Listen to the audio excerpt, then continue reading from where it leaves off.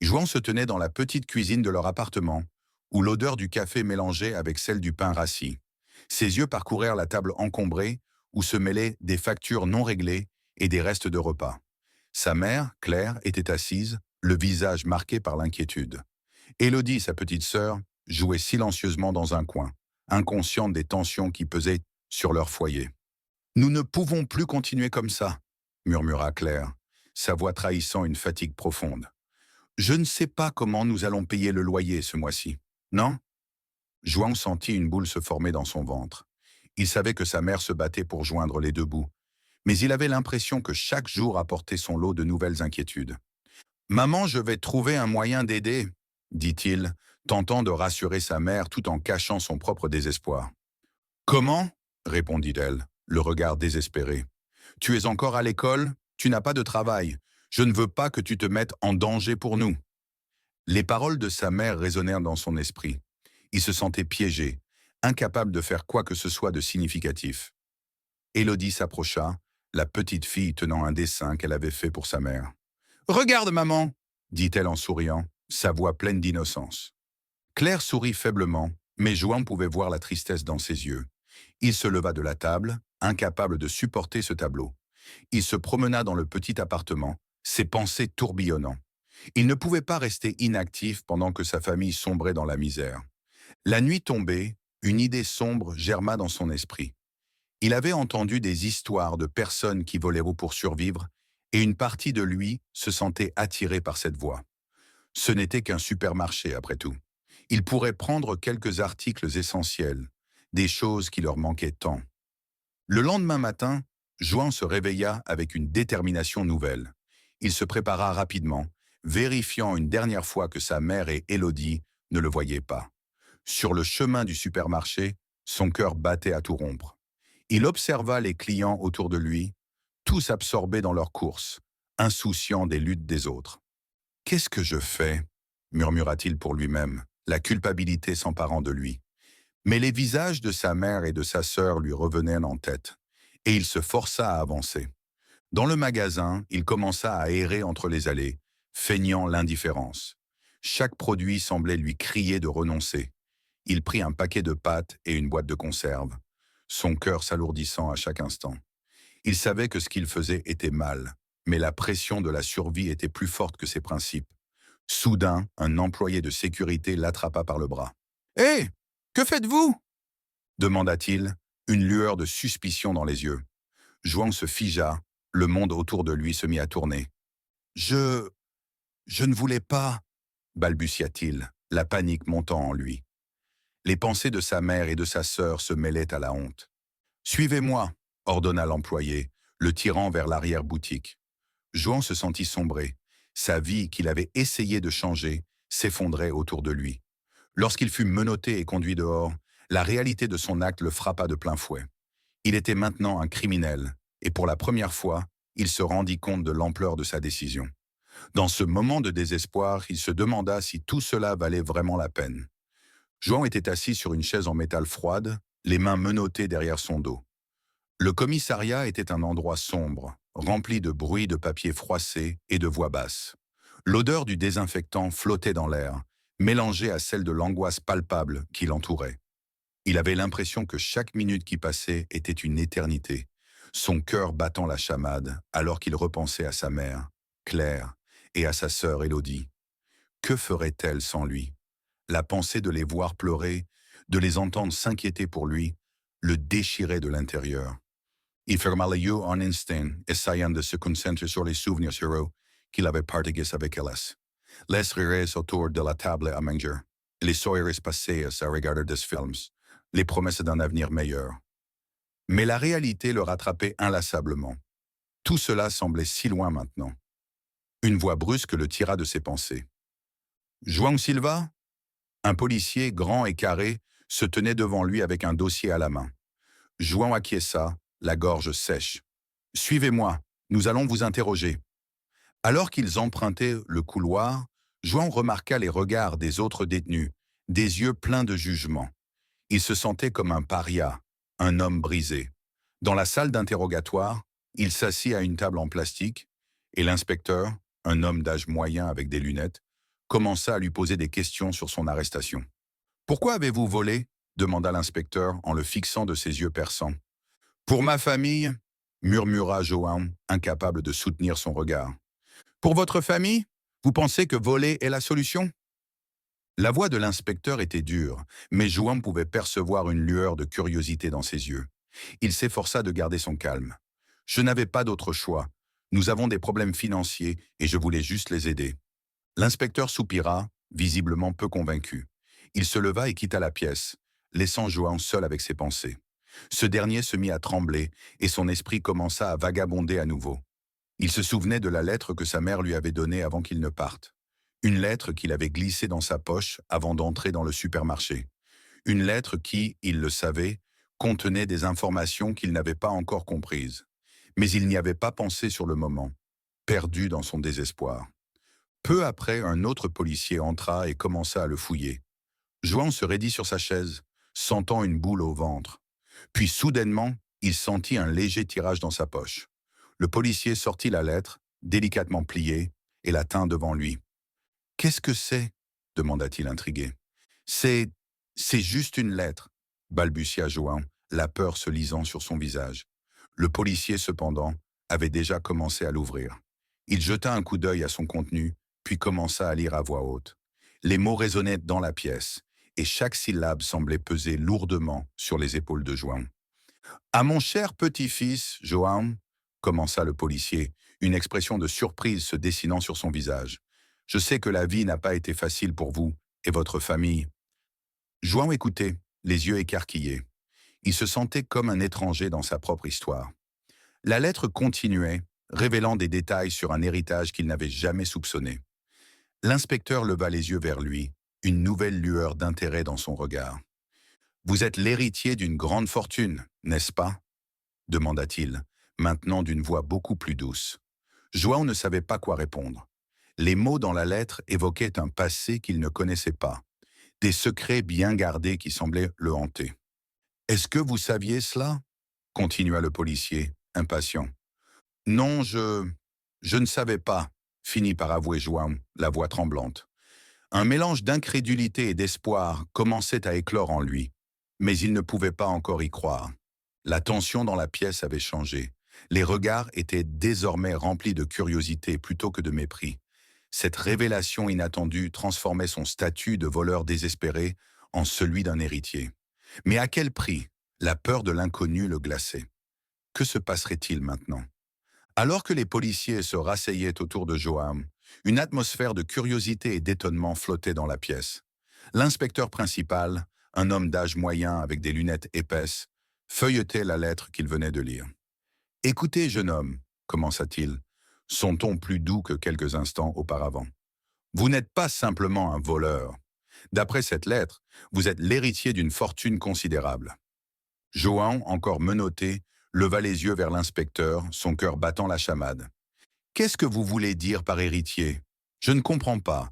Je suis juste un gars qui a fait une erreur. » Sa voix tremblait, mêlée à la confusion et à la peur. « Cette lettre parle d'une succession, d'un patrimoine laissé par votre grand-père, » expliqua l'inspecteur en désignant la lettre. « Il semble que votre famille ait des biens considérables, mais il y a aussi des mystères autour de cette fortune. » Un autre policier, jeune et enthousiaste, s'interposa. « Peut-être que ce n'est pas la fin du monde pour vous, Joan. Si vous êtes vraiment un héritier, cela pourrait changer la donne. » Il avait l'air sincère, mais Joan se sentait piégé dans une réalité sombre. « Comment cela peut-il être vrai ?» demanda-t-il, sa voix plus forte, presque désespérée. « Je ne suis qu'un voleur. Je n'ai jamais connu cette vie. Ma mère et ma sœur ont besoin de moi. Je ne peux pas être un héritier. » L'inspecteur se pencha en avant, comme s'il cherchait à établir un contact. « Écoutez, nous avons tous nos histoires. Vous avez fait un choix désespéré, mais cela ne définit pas qui vous êtes.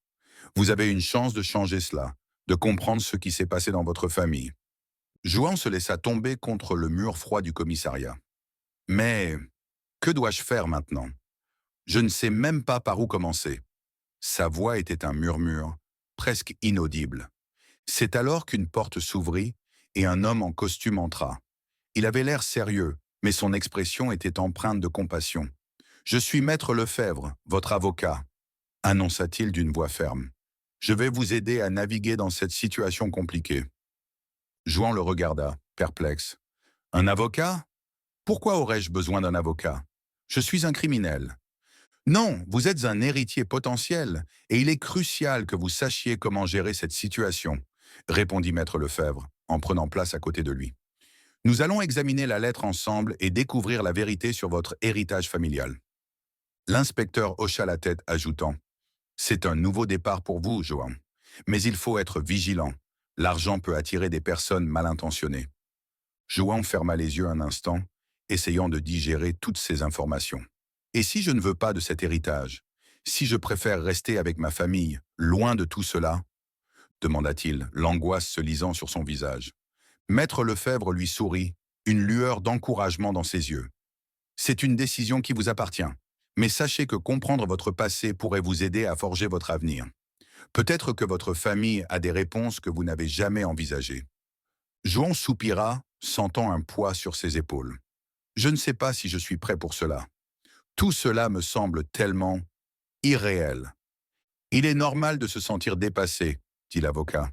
Mais vous n'êtes pas seul dans cela.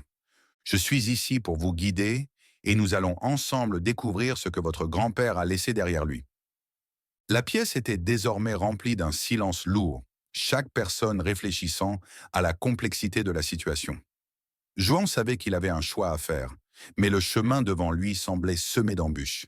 Il avait du mal à imaginer un avenir différent de celui qu'il avait connu jusqu'à présent. Juan se tenait devant les archives de la ville de Paris, son cœur battant la chamade. Maître Lefebvre, un homme d'une cinquantaine d'années, qui avait l'air à la fois sérieux et compatissant, lui avait conseillé de garder l'esprit ouvert. Ils étaient là pour déterrer des informations sur son grand-père, cet homme mystérieux dont il n'avait jamais entendu parler jusqu'à ce jour. La lumière tamisée de la salle remplie de vieux dossiers créait une ambiance presque solennelle.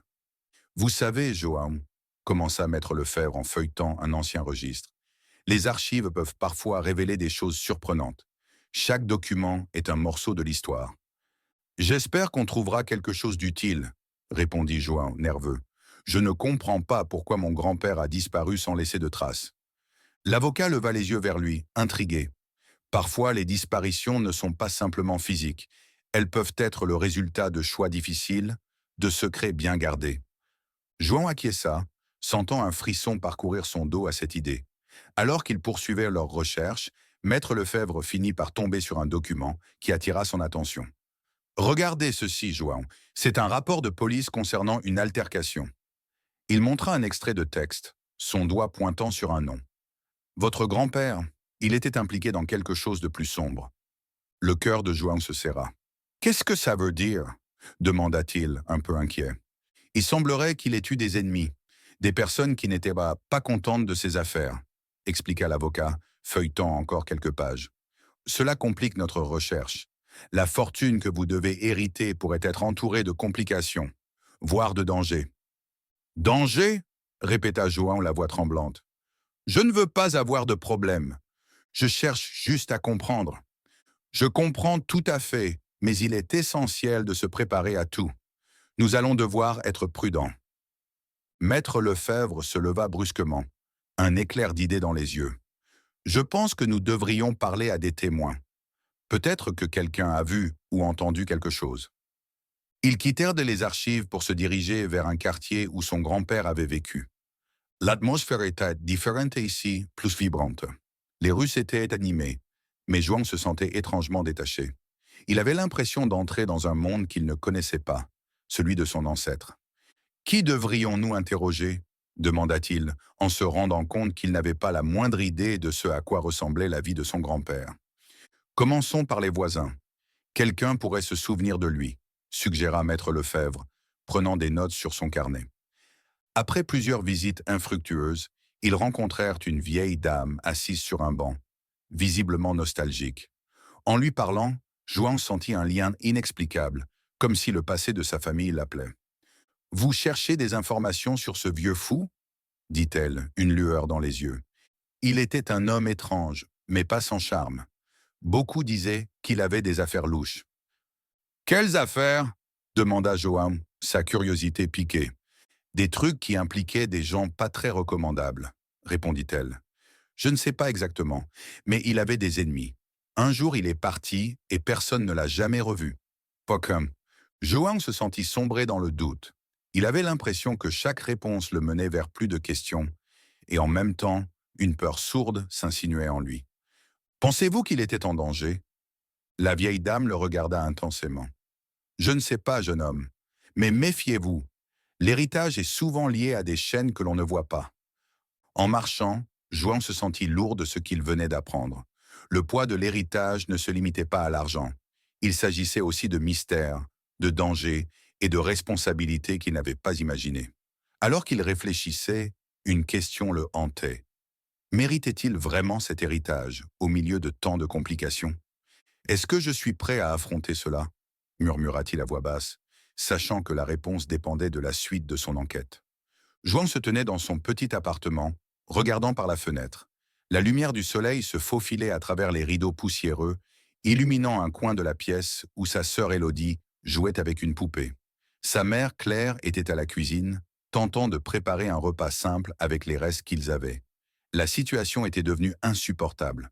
Après avoir découvert qu'il était l'héritier d'une grande fortune, Joan ressentait une pression énorme. Ce n'était pas seulement une question d'argent. C'était le poids de l'attente, des espoirs placés en lui. « Maman, tu penses que tout va vraiment changer ?» demanda Joan, s'avançant vers la cuisine. Claire se retourna, ses traits marqués par l'inquiétude. « Je ne sais pas, mon chéri, c'est beaucoup à porter pour toi, mais je crois en toi. »« Oui, mais… » Joan hésita. « J'ai l'impression que tout le monde attend quelque chose de moi, comme si je devais prouver que je mérite cet héritage. Tu n'as rien à prouver. Tu es notre fils, et c'est tout ce qui compte. » Claire sourit, tentant de rassurer son fils, mais au fond, elle partageait ses craintes. Les jours suivants, la pression médiatique devint écrasante. Des journalistes campaient devant leur immeuble, espérant attraper un moment de faiblesse, un instant de vérité. Joan se sentait traqué. Les flashs des caméras et les questions incessantes le poussaient à se cacher, à fuir. Il ne se sentait pas prêt à affronter le monde extérieur, surtout pas avec ce nouveau statut qui le définissait désormais. « Regarde ça, Joan, » dit Élodie en pointant du doigt une page de journal étalée sur la table. « Ils parlent de toi. » Joan lut l'article, le cœur battant. L'héritier mystérieux de la fortune de son grand-père. Qu'est-ce qu'ils savent vraiment? Murmura-t-il perplexe. Ils ne savent rien, s'emporta Claire. Ce ne sont que des rumeurs. Tu es toujours le même et ne laisse personne te dire le contraire. Mais Joan savait que ce n'était pas aussi simple. Les membres éloignés de la famille, qu'il n'avait jamais rencontrés, avaient commencé à le contacter. Des lettres, des appels, chacun cherchant à revendiquer une part de la fortune. Il se sentait submergé. Qui étaient ces gens? Pourquoi s'intéressait-il à lui maintenant? Un jour, alors qu'il se baladait dans un parc pour échapper à l'agitation, il reçut un message d'un cousin lointain. « Joan, je sais ce que tu traverses. Je veux t'aider à naviguer dans tout cela. Tu as besoin de vérité, pas de mensonges. » C'est quoi cette histoire? Pensa Joan perplexe. Il n'avait jamais entendu parler de ce cousin, mais l'idée qu'il pourrait y avoir des alliés dans cette bataille le réconfortait légèrement. Il décida de répondre. « Merci, mais je ne suis pas sûr de vouloir parler à quelqu'un que je ne connais pas. » Sa méfiance était palpable. Il savait que chaque contact pouvait être une manœuvre. Chaque sourire pourrait cacher une intention sombre. En rentrant chez lui, il se demanda si la fortune valait vraiment le prix de la trahison et des attentes. « Tu penses que quelqu'un pourrait vouloir me nuire ?» demanda-t-il à Claire, la voix tremblante. « Dans ce monde, il y a toujours des gens qui veulent de profiter des autres, » répondit-elle, la voix ferme. « Mais souviens-toi, nous sommes là pour toi. » Joan hocha la tête, mais une part de lui était encore hésitante. La nouvelle vie qu'il menait était parsemée de dangers invisibles. Il se retrouvait maintenant à jongler entre le désir de découvrir la vérité sur son héritage et la peur de ce qu'il pourrait trouver. « Et si je ne suis pas celui qu'il pense que je suis ?» se demanda-t-il, le cœur lourd.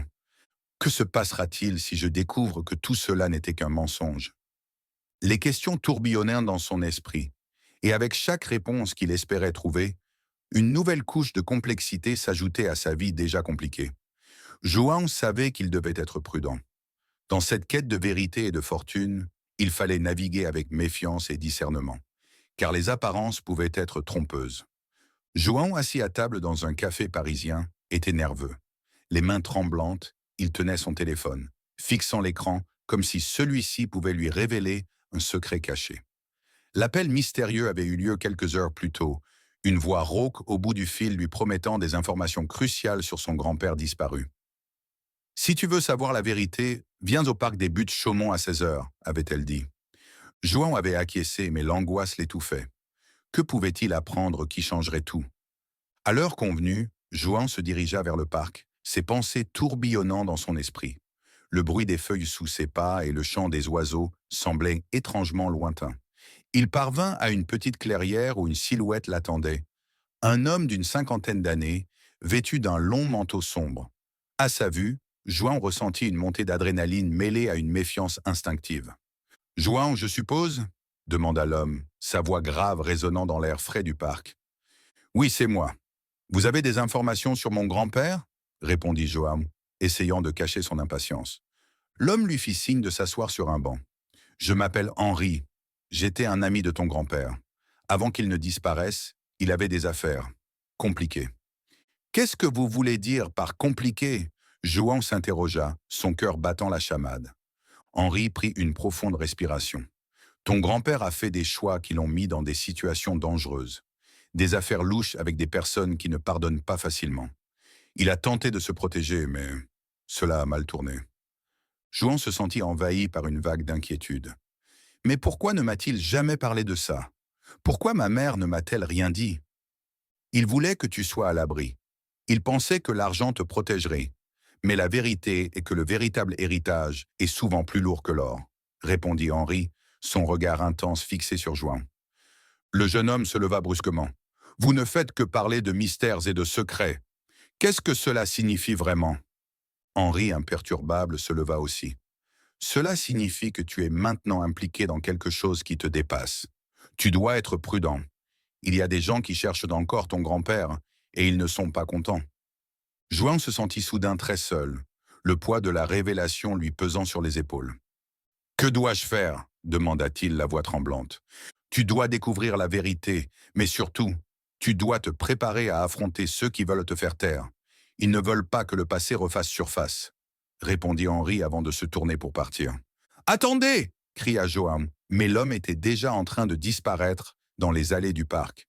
Le jeune homme se laissa tomber sur le banc, le monde autour de lui devenant flou.